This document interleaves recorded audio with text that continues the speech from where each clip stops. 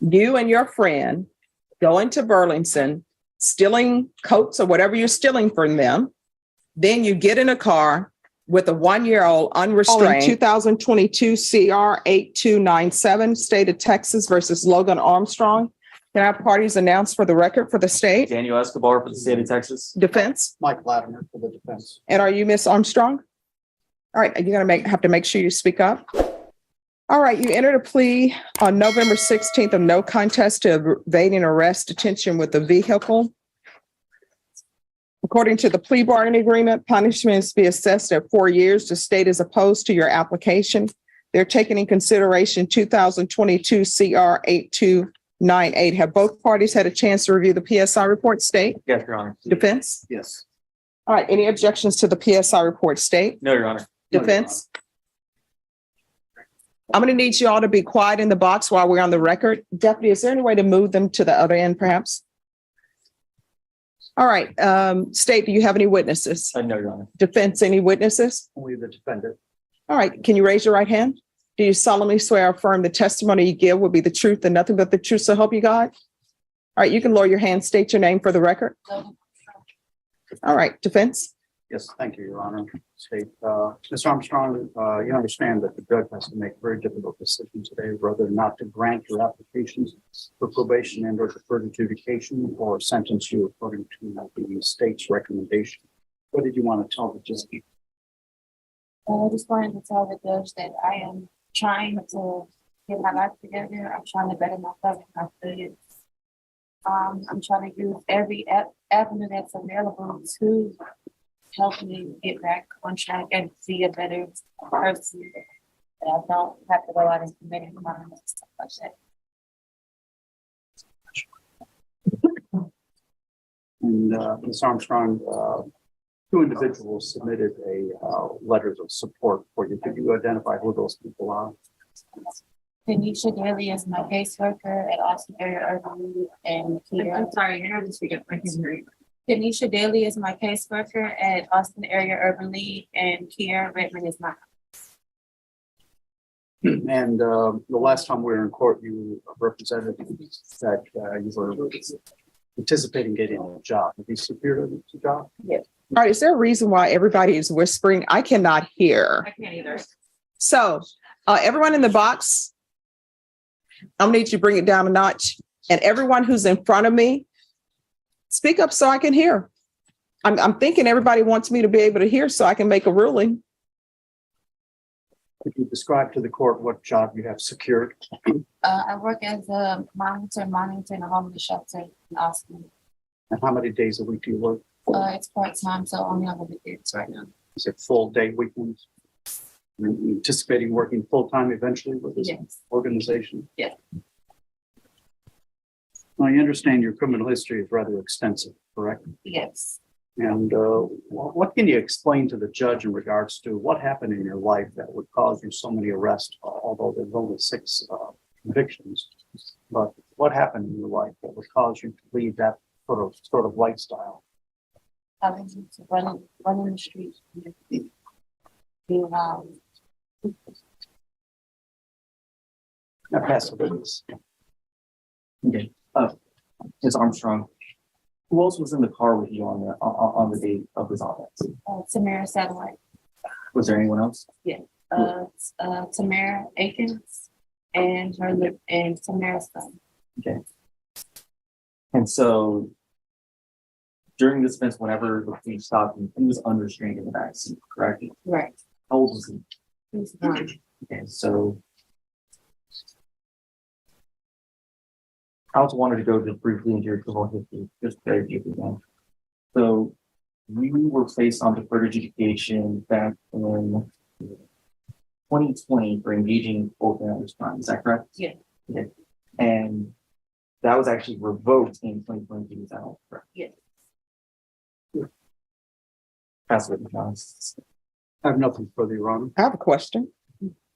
You want to explain to me why you're going into Burlington's coat factory, stealing coats, and then running from the police with a 1-year-old in the car? Somebody explain to me, what were your thought process? And no offense against Burlington Coat Factory, I've been in there. never been able to find anything, but I don't understand what you thought you were doing, going into Burlington Coat Factory and taking items that don't belong to you. At the time, I was just I went in there with intentions on getting clothes and selling so that I could have money. All right, I'm gonna need y'all to be quiet in the box. So I don't understand why people don't get a job. Whatever happened to getting a job? And whatever happened to, getting a job instead of coming to court and then trying to get your life in order and say, oh, look, I've got a job. People do that every single day. And a lot of times people work jobs they don't want to work. But you know what? When they have children, they knock their pride aside and they'll do whatever they want to do. You think the people who are working at McDonald's want to work fries, although there's nothing wrong with that. But do you think that's their life's dream? I'm going to work fries for the rest of my life. But you know why they do it? Because they got bills to pay. And they're not going to Burlington's Coat Factory, making other people's job hard by stealing items, then running. And I always read the police report. I always read the PSI report and everything that's given to me. So you and your friend go into Burlington, stealing coats or whatever you're stealing from them. Then you get in a car with a 1-year-old unrestrained. And did the 1-year-old go into Burlington's with you all while y'all were stealing it? Did y'all leave him in the car by himself? Well, I mean, it's not, I believe you either know or you don't know. Where was the 1-year-old? It was 3 people. One of them just walked away and police wasn't in contact. So the 1-year-old, did the 1-year-old come in Burlington's Coat Factory with you all? So the 1-year-old is left out in the car with some third person. You don't know their name. Tamara Agin. So you're the only person who went in Burlington Coat Factory to steal? No, it was 2 girls. Their both name was Tamara. Oh, okay. So then the other girl is out in the car, I guess the getaway car, for want of a better term, while y'all go in and steal coats. So explain to me, how did this plan happen? Were you all just sitting around the table and saying, hey, let's go steal coats from Burlington? How did you pick Burlington's Coat Factory? Why not Marshall's? Why not Ross? Why not Dress for Less? Why not the HEB? So explain to me how you all came up with a plan. Let's go steal coats from Burlington. It wasn't a plan. It was just in the moment. Oh, y'all just driving around like, hey, there's a Burlington. Let's go in there and steal. Is that the way you're telling me it went down? So how did it go down? I just went in and saw something in the And what did you take? Tommy Hilfiger. All right. So you go into Burlington and you immediately grab the Tommy Hilfiger. Who requested the Tommy Hilfiger? All right. Any other questions? No. Done from the state, Your Honor. Okay. I'll hear argument. Your Honor, the defendant does have an extensive criminal history, including several, at least one revocation on the charges she's on probation on. In addition, facts of this case are pretty harrowing. She had a 1-year-old child in the backseat and she decided to elude police officers and try to drive away instead of just pulling over. The state would recommend that she do time in TDC. This has been something that's been escalating. It's been building up to this point. And at this point, she put someone in that car at risk who had no choice whether or not to be in that car. All right. And I'm assuming this engaging in organized crime is listed as a misdemeanor. Was that filed as a misdemeanor? It was out of McClellan County, Your Honor. I don't know the specifics. Was that a misdemeanor? Yes, How much time did you do on that one? 45 days. All right. Defense? Thank you, Your Honor. I believe Ms. Armstrong kind of grew up too fast. She was born in Louisiana. She's 27 years old now. She has a high school diploma. According to PSI, there are no felony convictions. And also what's important, I think, is that there are no drug offenses. Typically, when you see thefts, you see drugs. She was not stealing to satisfy any kind of drug habit. There are only 6 misdemeanor convictions, although I say only, but there's several arrests. Only 6 misdemeanor convictions. She was a member of the Zion Baptist Church.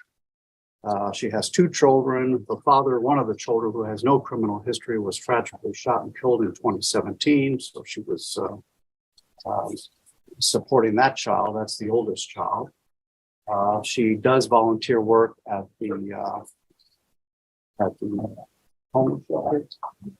And she's making these learning boards that while she was detained under this case and under the bond, she was making these learning boards for children to help not only her children, but other children. And it appeared to have picked up, and several people had been buying these learning boards that she's been making for preschool children. She has a mother that's very supportive that she lives with in Temple, Texas. Her father passed away. She is a single mother who's 2 children. She has siblings that also support her. And she has worked very hard to getting this job, and she wants one last chance. And I'm told her this would be her last chance. This is the first felony. And I've stressed upon her that this is very serious, that if she has to comply with every single condition, that she needs to make a copy of the conditions and keep them all over the house if she has to, because I don't want to see her back. She has no intention of coming back here unless it's a discharge of her probation or deferred adjudication. That's it. Thank you. What does he mean you grew up too fast? I don't understand that. Well, I think with her, she was with the kind of people that she kind of lost her childhood when she was doing adult things with adult people and getting her involved in things and made bad choices. All right. All right. This is what the court is going to do. The court is going to find you guilty, sentence you to 3 years in the prison, give you credit for any time served, taking consideration 2022 CR 8298. Court will retain jurisdiction, showing you what's entitled trial court certification of defendant's rights to appeal. Did you review that document with your attorney? Did you understand it? Did you review that document with your? Which This is the document on that you signed the last time regarding no right to appeal. Did you review that with your attorney? Did you understand it? All right, because this is a plea bargain agreement, because I followed your plea bargain agreement, and because you waived your right to appeal, you do not have the court's permission to appeal. Do you understand? Can I ask, Sure. before I'm taking custody, can I see my kids outside? No, there are some security issues, so that can't happen. Who's outside with your children? My boyfriend. How long have you known this boyfriend? Almost 2 years. We have my youngest kid is No. This case ultimately came down to a difficult balancing act between personal redemption and personal responsibility.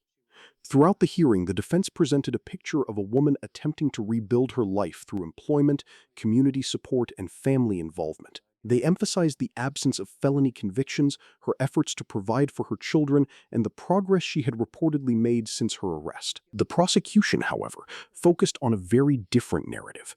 Their argument centered on the seriousness of the offense, the defendant's criminal history, and most importantly, the involvement of a 1-year-old child during the events that led to the charge. Those concerns appeared to weigh heavily on the court. In the end, the judge found the defendant guilty and imposed a 3-year prison sentence.